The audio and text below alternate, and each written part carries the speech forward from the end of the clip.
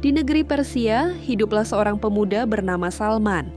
Sejak kecil, ia dididik dalam agama kaumnya dan dikenal sebagai anak yang rajin serta taat.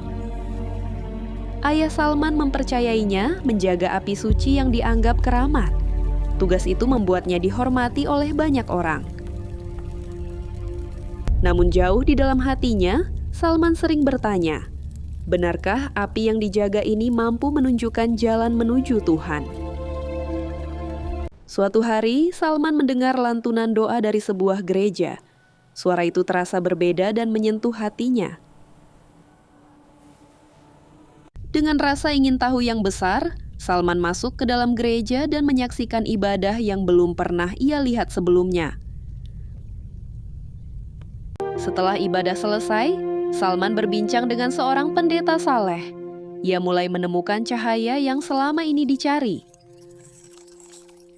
Ketika ayahnya mengetahui ketertarikan Salman kepada agama lain, ia sangat marah dan melarangnya keluar rumah. Karena khawatir kehilangan putranya, ayah Salman Al-Farisi mengurungnya agar tidak lagi berhubungan dengan para pendeta. Namun keinginan mencari kebenaran lebih kuat. Salman Al-Farisi akhirnya melarikan diri untuk memulai perjalanan panjangnya. Salman Al-Farisi bergabung dengan kafilah dagang yang menuju negeri Syam, meninggalkan kampung halamannya untuk selamanya. Setelah perjalanan panjang, Salman Al-Farisi tiba di Syam dan mulai mencari orang-orang saleh yang dapat membimbingnya. Di Syam, Salman Al-Farisi mulai belajar kepada seorang pendeta yang terkenal karena ilmu dan kesalehannya. Ketika gurunya wafat, Salman Al-Farisi merasa sangat sedih. Namun, pencariannya belum berakhir. Sebelum wafat, gurunya menunjukkan kepadanya seorang ulama saleh lain yang harus ditemui Salman Al-Farisi.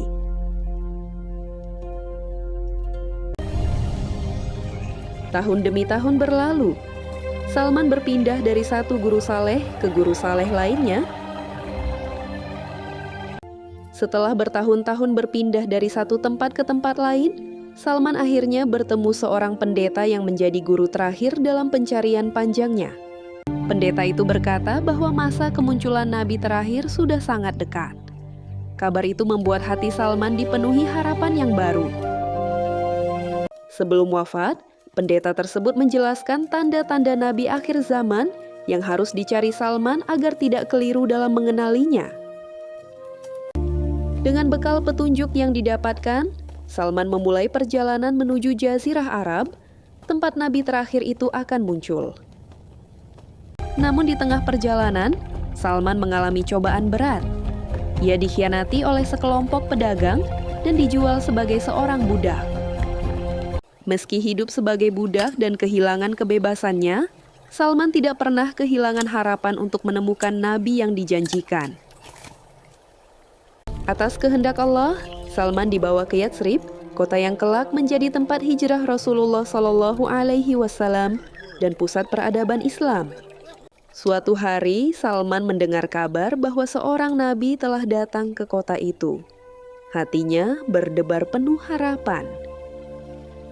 Salman segera menemui Nabi Muhammad Shallallahu Alaihi Wasallam sambil membawa makanan sedekah untuk memastikan salah satu tanda yang pernah ia pelajari. Dengan penuh perhatian, Salman melihat Rasulullah Shallallahu Alaihi Wasallam tidak memakan sedekah tersebut dan membagikannya kepada para sahabat. Keesokan harinya, Salman datang kembali membawa hadiah. Kali ini, Rasulullah Shallallahu Alaihi Wasallam menerimanya dan memakannya bersama para sahabat. Dua tanda telah terbukti benar. Kini Salman hanya menunggu satu tanda terakhir yang akan menghilangkan seluruh keraguannya. Saat melihat tanda kenabian yang dijelaskan gurunya dahulu, hati Salman dipenuhi keyakinan dan rasa syukur yang mendalam. Asyhadu alla ilaha illallah wa asyhadu anna Muhammadar Rasulullah. Rasulullah Shallallahu Alaihi Wasallam dan para sahabat tidak membiarkan Salman berjuang sendirian. Mereka membantu memenuhi syarat pembebasannya. Salah satu syarat kebebasannya adalah menanam banyak pohon kurma. Salman melakukannya dengan penuh semangat dan kesabaran. Beberapa tahun kemudian, Madinah menghadapi ancaman besar ketika pasukan Ahzab datang dengan jumlah yang sangat banyak. Para sahabat, lihatlah gambar ini. Ini strategi kita. Kita akan menggali parit besar di sekeliling Madinah. Seberapa dalam parit itu, Salman? Cukup dalam untuk menghentikan pasukan berkuda mereka. Ini akan melindungi kota kita. Strategi tersebut berhasil dengan sangat baik. Pasukan musuh terkejut melihat parit dan gagal menembus pertahanan Madinah.